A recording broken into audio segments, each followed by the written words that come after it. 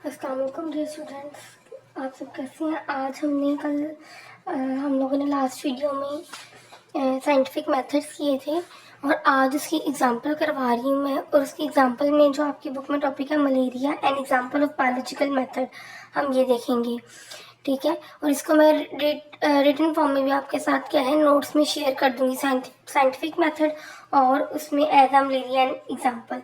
ये एक ऐसे भी अलग से लॉन्ग क्वेश्चन आ सकता है कि explain malaria as an example of biological method, ठीक है। तो सबसे पहले मलेरिया क्या है। मलेरिया एक ऐसा डिजीज है जो कि क्या है, कैसे पता चला कि ये क्या है। मच्छर, अब तो हम सबको पता है कि ये मच्छर के काटने से होता है, लेकिन इसकी पहले क्यों ऑब्जर्वेशन की गई, क्योंकि ह्यूमन हिस्ट्री में malaria has killed more people than any other disease, ठीक है। कि जितनी ज़्यादा हलाकतें मलेरिया की वजह से इंसानों में हुई है हिस्ट्री में, उसके अलावा किसी और डिजीज़ की वजह से नहीं हुई। तो सबसे पहले कोई भी बायोलॉजिकल प्रॉब्लम को आइडेंटिफाई करने के लिए मैंने बताया था कि हम क्या करते हैं, ऑब्जर्वेशन करते हैं। ऑब्जर्वेशन का मतलब मुशाहिदा। अब ऑब्जर्वेशन एक से ज़्यादा भी हो सकती हैं, जैसा कि मलेरिया के केस में क्या ऑब्जर्वेशन की गई कि malaria and marshy areas have some relation, कि जिन लोगों को मलेरिया हो रहा था कि वो क्या थे, मार्शी एरियाज में रहने वाले ज़्यादा लोग थे। तो इसका मतलब है मार्शी एरियाज का और मलेरिया का आपस में क्या है, कोई रिलेशन है। दूसरा, इसके लिए इफेक्टिव ड्रग देखिए, क्विनिन जो है, इसके ट्रीटमेंट के लिए उन्होंने देखा कि ये क्या है, इफेक्टिव है। थर्ड ऑब्जर्वेशन क्या की गई कि drinking the water of marshy areas does not cause malaria, कि अगर मार्शी एरिया में रहने से का कोई रिलेशन है मलेरिया से, लेकिन मार्शी एरियाज में का वाटर पीने से, ड्रिंक करने से वाटर मलेरिया कॉज नहीं हो रहा। इसका क्या मतलब है कि पानी की वजह से, वहाँ के मार्शी एरियाज के पानी की वजह से नहीं हो रहा। नेक्स्ट क्या देखा गया, प्लाज्मोडियम वो seen in the blood of malarial patients. फिर जो मलेरियल पेशेंट्स की क्या लिया गया, ब्लड सैंपल्स लिए गए, तो उसमें क्या देखा, प्लाज्मोडियम देखा। एक हेल्दी पर्सन के भी ब्लड में चेक ऑब्जर्व किया तो उसमें प्लाज्मोडियम प्रेजेंट नहीं था, लेकिन मलेरियल पेशेंट में क्या था, प्लाज्मोडियम प्रेजेंट था। इंफॉर्मेशन को देख लेते हैं। इन 1878 a French army physician Larvin did research on the cause of malaria. He took the blood from a malarial patient and examined it under microscope. He noticed some microorganisms in blood. The microorganisms was given a name Plasmodium. ठीक है, उसने blood में क्या देखे, Plasmodium देखे। फिर अब observation में 3-4 ऑब्जर्वेशन हो गई। फिर क्या डिटेक्ट किया गया, उसकी रीजनिंग वगैरह के लिए, मतलब हमने हाइपोथेसिस, एक मफरूजा, एक स्टेटमेंट मैंने बताया था, फर्स्ट की हुई स्टेटमेंट को कहते हैं, ठीक है। तो उसमें क्या किया, Plasmodium is the cause of malaria. तो ऑब्जर्वेशन से हम इस नतीजे पर पहुंचे कि प्लाज्मोडियम अगर मलेरियल पेशेंट्स में प्रेजेंट है तो इसका मतलब है प्लाज्मोडियम ही मलेरिया का कॉज है। अब इसकी रीजनिंग करने के लिए, इसको जज करने के लिए क्या बनाएगी, डिडक्शन के लिए मैंने आपको पहले भी बताया था, इफ और देन हम यूज करके स्टेटमेंट्स डिजाइन करते हैं। ये लॉजिकल आंसर्स होता है हमारे हाइपोथेसिस का कि ये ठीक है या नहीं। If plasmodium is the cause of malaria, then all malarial patients should have plasmodium in their blood. कि अगर प्लाज्मोडियम ही ब्लड का मलेरिया का कॉज है तो इसका मतलब है कि तमाम मलेरियल पेशेंट्स के ब्लड में क्या होना चाहिए, प्लाज्मोडियम होना चाहिए। अब इसको करने के लिए कि ये हमारी स्टेटमेंट ठीक है या नहीं, हमने क्या किया, एक्सपेरिमेंट डिज़ाइन किया। एक्सपेरिमेंट डिज़ाइन करने के लिए मैंने आपको ऑलरेडी बताया था, हम क्या करते हैं, 2 ग्रुप्स बनाते हैं, ठीक है। एक हेल्दी पर्सन्स का बनाया और एक क्या बनाया, मलेरियल पेशेंट्स का। हेल्दी पेशेंट्स के ग्रुप को हम क्या कहेंगे, कंट्रोल ग्रुप, और वो पेशेंट्स जो क्या है मलेरियल है उनको हमने एक्सपेरिमेंटल ग्रुप में रखा। और दोनों के सैंपल्स को लेके जब टेस्ट किया तो हेल्दी पर्सन्स की जो ऑब्जर्वेशन थी उसमें प्लाज्मोडियम नहीं था। Most of the malarial patients have Plasmodium in their blood, जबकि जो पेशेंट थे एक्सपेरिमेंटल ग्रुप में उसमें प्लाज्मोडियम था। तो ये यहाँ तक हमें रिजल्ट पता चल गया कि प्लाज्मोडियम ही कॉज है मलेरिया का, ठीक है। उसके बाद बायोलॉजिकल प्रॉब्लम 2 है। अब जब यहाँ तक हमें पता चल गया कि ब्लड में प्लाज्मोडियम प्रेजेंट जो है वो ही कॉज कर रहा है मलेरिया, तो हमारा नेक्स्ट पॉइंट क्या था कि प्लाज्मोडियम ब्लड में आया कैसे, how plasmodium gets into the blood of man.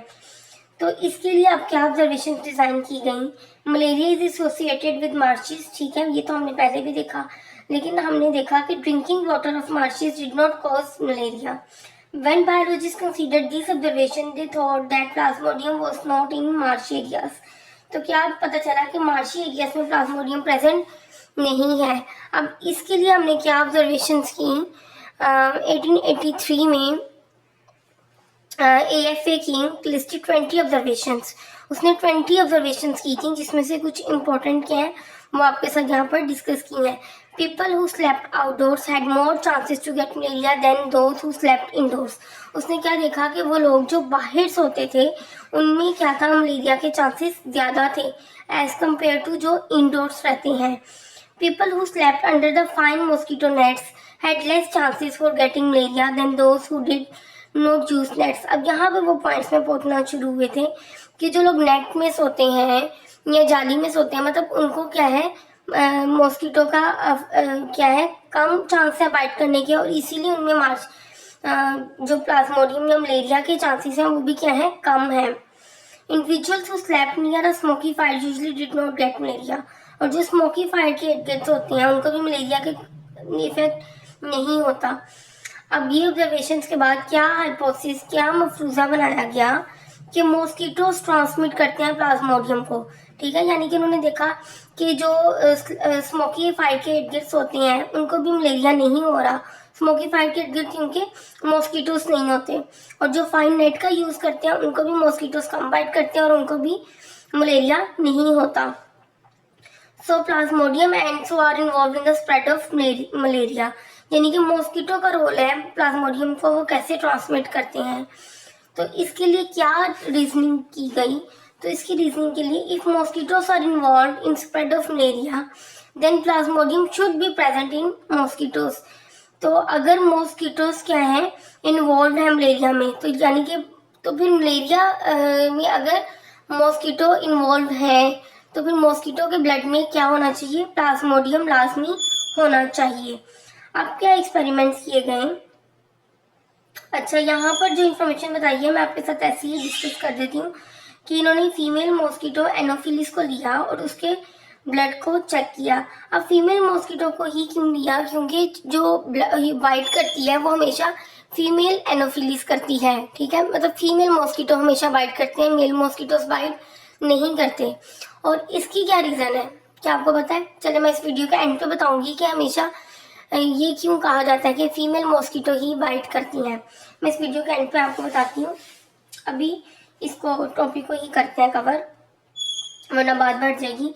In order to test the above deduction, Ronald Ross performed important experiment in 1880s. He was a British army physician who was working in India. He allowed a female Anopheles mosquito to bite a malarial patient.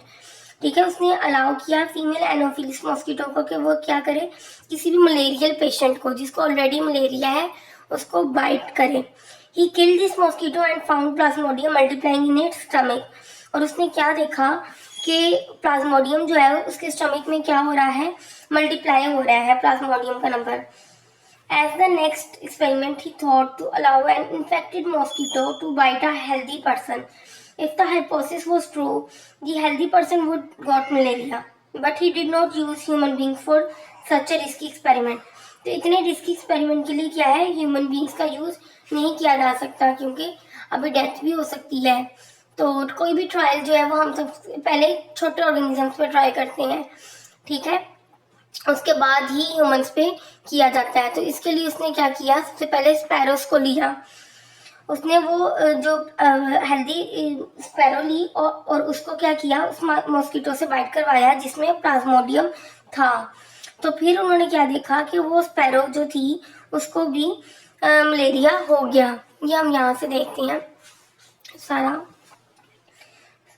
सबसे पहले क्या किया उन्होंने,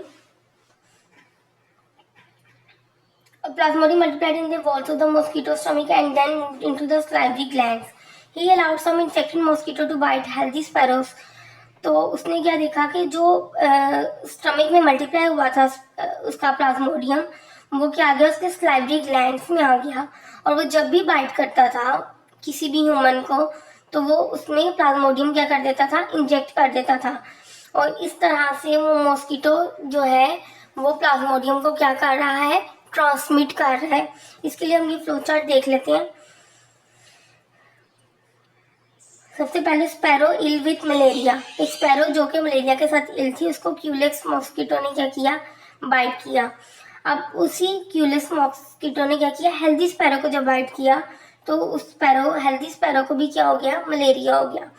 यही experiment बाद में Anopheles mosquito के through हमने कहा कि ह्यूमंस में ट्राई किए। जो ह्यूमन इल था विद मलेरिया, उसको एनोफिलिस ने बाइट किया, फिर हेल्दी मैन को बाइट किया, और जब हेल्दी मैन था उसको जब मॉस्किटो ने सिर्फ बाइट किया तो उसको भी क्या हो गया, मलेरिया हो गया। तो इसकी रीज़न क्या थी, मैंने आपको कहा था मैं बताऊंगी कि मलेरिया किस तरह से फीमेल मॉस्किटो ही क्यों बाइट करता है। उसकी रीज़न ये है कि उसने क्या करना होता है, एग्स को नरिश करना होता है, अपने ऑफस्प्रिंग्स को क्या करना होता है, रेस करना होता है, अपनी जनरेशन बढ़ानी होती है। इसलिए उसी को क्या होगी, न्यूट्रिशन की ज़रूरत होगी, और सिर्फ फीमेल मॉस्किटो ही क्या करेगा, बाइट करेगा ब्लड लेने के लिए, ठीक है। उसी को ब्लड की ज़रूरत होगी अपने न्यूट्रिशन को कंप्लीट करने के लिए। आप इस वीडियो में से कुछ भी आपको समझ ना आए तो आप मुझसे कमेंट सेक्शन में पूछ सकते हैं। I will guide you in best way. Please watch full video and subscribe for more informative videos.